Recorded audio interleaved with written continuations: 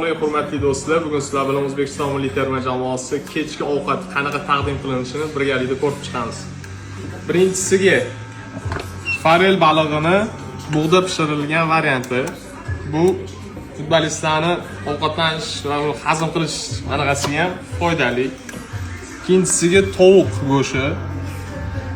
Uchinchisiga tovuq go'shtini lahm joyi, file joyi. To'rtinchisiga kartoshkamiz. Kartoshka ham bug'da pishirilgan. Hazm bo'lish juda tez. Keyingisiga Italiyadan keltirilgan spagettilarimiz. Beshinchisiga ham Italiyadan keltirilgan makaronimiz va oxirgisiga guruch, kukuruz va garux bilan birga tortilinadi. Bu ikkitasida tovuq go'shtidan sho'rvalarimiz. Kechga tezroq hazm bo'lishi uchun mana shunaqa yengil ovqatlar taqdim qilinadi futbolistlarimizga. Bu tomonimizda mevalar assortilari ko'rib turibsizlar, har xil mevalar bor.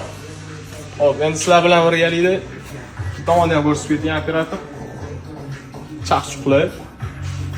Endi bunda aylanib o'tsangiz, ovqatlarga qo'shimcha sifatida salatlar,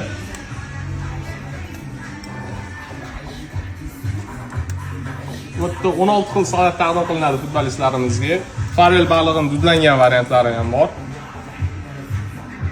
Qizilchadan boshlab qora zaytungacha har xil assortimentlarimiz bor.